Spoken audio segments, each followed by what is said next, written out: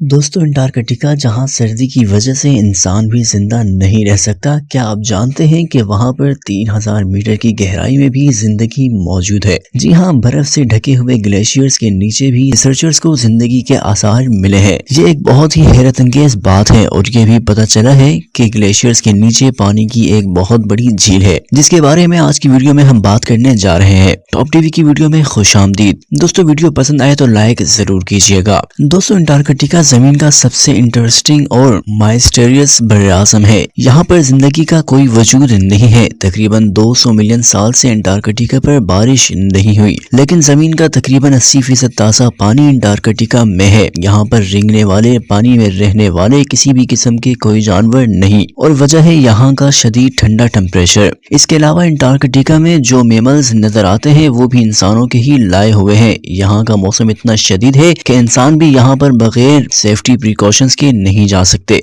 लेकिन इसके बावजूद भी रिसर्चर्स अंटार्कटिका के बर्फानी ग्लेशियर्स के नीचे जिंदगी के आसार ढूंढने में कामयाब हो गए हैं। 20वीं सदी से साइंसदान इस उम्मीद में लगे रहे थे कि उन्हें अंटार्कटिका में जिंदगी के कोई आसार मिल जाएंगे और इसमें कामयाबी भी हासिल होगी। वैसे तो अंटार्कटिका के ग्लेशियर्स के नीचे कुछ खास नहीं मिल सका है, लेकिन बर्फ के उन ग्लेशियर्स के नीचे पानी की एक बहुत बड़ी झील मौजूद है, जिसका रकबा 5800 मुरब्बा मील है। इस झील के पानी की गहराई भी 4000 फीट है। दोस्तों ये झील चूंकि रशिया के पोलर स्टेशन वॉस्टोक के नजदीक दरियाफ्त हुई थी, इसलिए उसका नाम भी वॉस्टोक रख दिया गया। उस झील तक पहुंचने के लिए पहले 3642 मीटर गहरे ग्लेशियर में ड्रिल करना था। इस ड्रिल के बाद ही पानी तक पहुंच सकते थे। रिसर्चर्स का ये ख्याल था कि उन्हें इतनी गहराई में जिंदगी के कोई भी आसार नहीं मिलेंगे। वजह ये थी कि 3000 मीटर नीचे जाकर टेम्परेचर बहुत ही कम था। झील के नजदीक टेम्परेचर तकरीबन -99 डिग्री सेल्सियस था। बर्फ का प्रेशर जुपिटर के बर्फ वाले चांद से भी ज्यादा था। इस झील तक सूरज की रोशनी बिल्कुल भी नहीं पहुंचती, और इस पर मजीद जुल्म ये कि यहाँ पर ऑक्सीजन और नाइट्रोजन की कंसंट्रेशन आम ताज़ा पानी की झील से 50 गुना ज्यादा है। लिहाजा इतने खतरनाक टेम्परेचर में कोई छोटे से छोटा जानदार भी जिंदा नहीं रह सकता। लेकिन रिसर्चर्स गलत थे। छोटे से छोटा जानदार यहाँ पर जिंदा रह सकता था और रह भी रहा है। जी हाँ दोस्तों, ये जानदार एक बैक्टीरिया है जिसका नाम W123-10 रखा गया है। इस बैक्टीरिया की खासियत ये है कि इसका 80% डीएनए आम जानदारों के जैसा है, जबकि 20% डीएनए आम जानदारों से बिल्कुल मुख्तलिफ है, क्योंकि ये एक ऐसे माहौल में रहा है जहाँ पर और कोई भी जानदार मौजूद नहीं है। इसके डीएनए की वजह से इस बैक्टीरिया की खसूसियात भी दूसरे जानवरों से मुख्तलिफ हैं। दोस्तों कुछ अरसे बाद रिसर्चर्स को ये भी पता चला कि वॉस्टोक झील के नीचे 3500 नई स्पीशीज के निशानात मौजूद है। इस सब को देखते हुए साइंसदानों ने एक हाइपोथेसिस कायम किया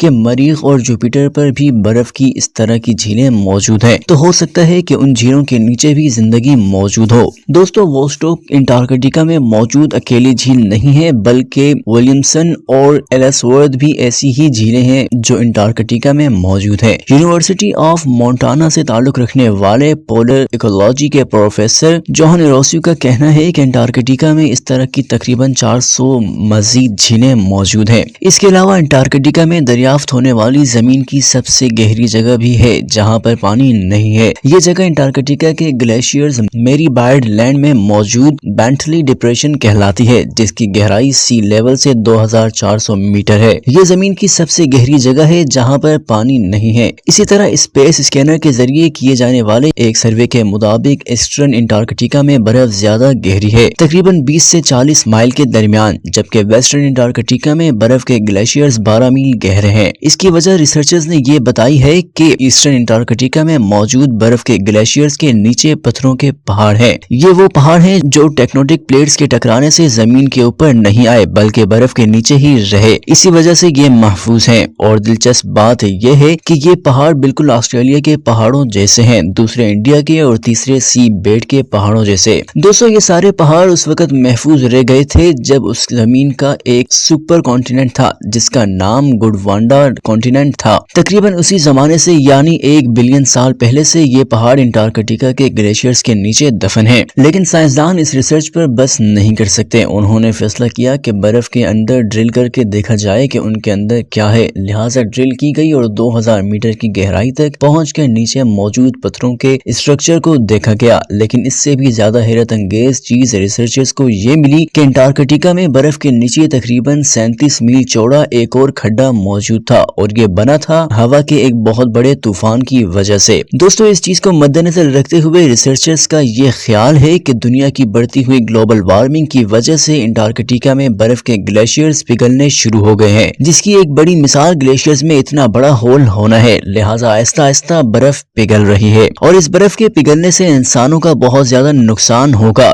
کیونکہ جتنے زیادہ گلیشیئرز پگھلنے لگیں گے سمندر میں پانی کی سطح اتنی اوپر چلی جائے گی جس سے سمندری علاقوں میں رہنے والے لوگوں کا نقصان ہوگا، ساحلوں پر موجود بستیاں ڈوب جائیں گی، لہٰذا اس کا کوئی حل نکالنا بہت زیادہ ضروری ہے۔ گلوبل وارمنگ ویسے بھی پوری دنیا کے لیے ایک بہت بڑا خطرہ بن چکی ہے، اس کی وجہ سے کلائمیٹ چینج ہو رہا ہے اور موسموں کا بیلنس بھی خراب ہو رہا ہے۔ گلوبل وارمنگ کی ایک بہت بڑی وجہ فیکٹریز ہیں جن کے دھوئیں سے گرین ہاؤس ایفیکٹ بڑھتا ہے اور سورج کی گرمی زمین پر ہی رہ جاتی ہے۔ اس کے علاوہ اوزون لیئر جو سورج کی الٹرا وائلٹ شعاؤں سے ہمیں بچاتی ہے وہ بھی مختلف قسم کی مشینری سے ریلیز ہونے والی کلورو فلورو کاربن سے متاثر ہو رہی ہے۔ انٹارکٹیکا کے اوپر اوزون لیئر میں ایک بہت بڑا سوراخ بھی ہو چکا ہے جس کی وجہ سے وہاں کا ماحول بدل رہا ہے اور برف پگھلتی جا رہی ہے۔ صرف یہی نہیں بلکہ اونچے پہاڑوں پر جمی ہوئی برف بھی آہستہ آہستہ پگھل رہی ہے جس کی وجہ سے دریاؤں میں پانی کا بہاؤ بہت تیز ہوتا جا رہا ہے۔ اس سب کی وجہ سے دریاؤں میں سیلاب آتا ہے اور دریائی علاقوں میں تباہی پھیل جاتی ہے، لہٰذا اس سب کا کوئی حل نکالنا بھی بہت ضروری ہے جس کے لیے ساری دنیا کے ممالک کو ایک ہو کر بیٹھنا ہوگا، تبھی کوئی حل نکل پائے گا۔ دوستو اس کے لیے بہت سارے ممالک گرین انرجی پر کام کر رہے ہیں، یعنی کہ انرجی کے ایسے سورسز کو استعمال کیا جائے جن سے ہمارے ماحول کو نقصان نہ پہنچے۔ ایسا کرنا بہت زیادہ ضروری ہے کیونکہ کلین انرجی ہی ماحول کی بڑھتی ہوئی آلودگی اور گلوبل وارمنگ کو کم کرنے کا ذریعہ بن سکتی ہے۔ اس کے علاوہ پوری دنیا میں موجود بڑی بڑی انڈسٹریز کو بھی پولوشن کم کرنے کے لیے کوئی طریقہ نکالنا ہوگا۔ یہ تھی دوستو آج کی ویڈیو کیسی لگی کمنٹ سیکشن میں ضرور بتائیے گا۔ ویڈیو کو لائک کیجیے، شیئر کیجیے اور ہمارے چینل کو سبسکرائب بھی کیجیے۔